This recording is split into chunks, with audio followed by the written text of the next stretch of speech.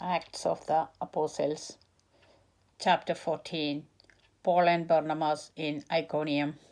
The same thing occurred in Iconium, where Paul and Bernabas went into the Jewish synagogue and spoke in such a way that a great number of both Jews and Greeks became believers. But the unbelieving Jews stirred up the Gentiles and poisoned their minds against the brothers, so they remained for a long time, speaking boldly for the God, who testified to the word of his grace by granting signs and wonders to be done through them. But the residents of the city were divided. Some sided with the Jews and some with the apostles. And when an attempt was made by both Gentiles and Jews with their rulers to mistreat them and to stone them, the apostles learned of it and fled to Lystra and Derbe, cities of Lycaonia, and to the surrounding country, and there they continued proclaiming the good news. Paul and Barnabas in Lystra and Derbe. In Lystra there was a man sitting who could not use his feet and had never walked, for he had been crippled from birth.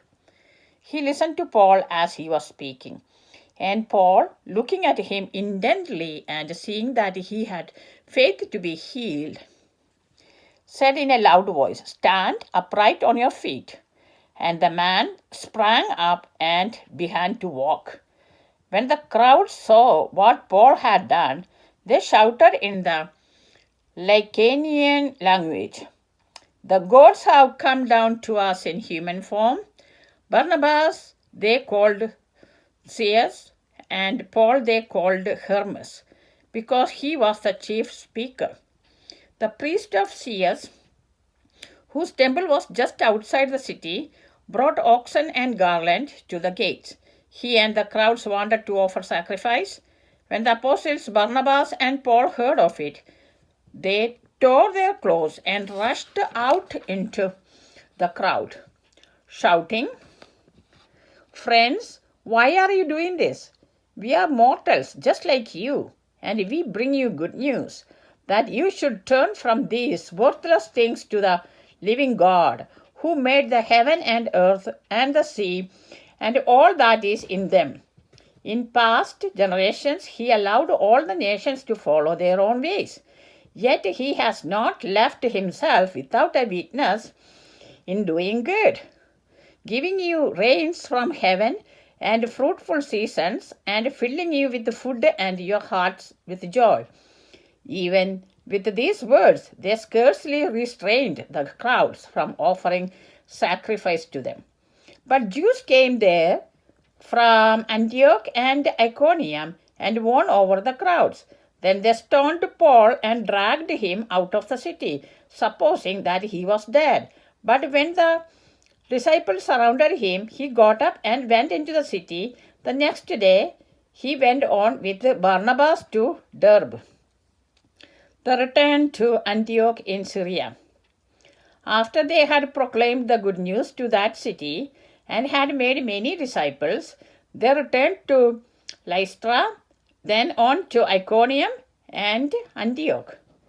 There they strengthened the souls of the disciples and encouraged them to continue in the faith, saying, "It is through many persecutions that we must enter the kingdom of God."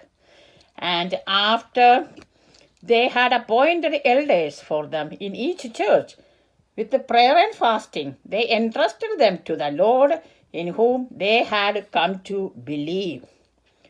Then they passed through Pisidia and came to Pamphylia. When they had spoken the word in Perga, they went down to Attitalia.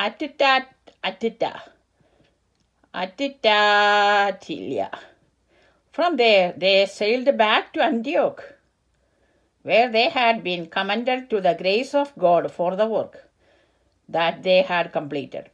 When they arrived, they called the church together and related all that God had done with them, and how he had opened a door of faith for the Gentiles. And they stayed there with the disciples for some time. This is the word of the Lord. Thanks be to God.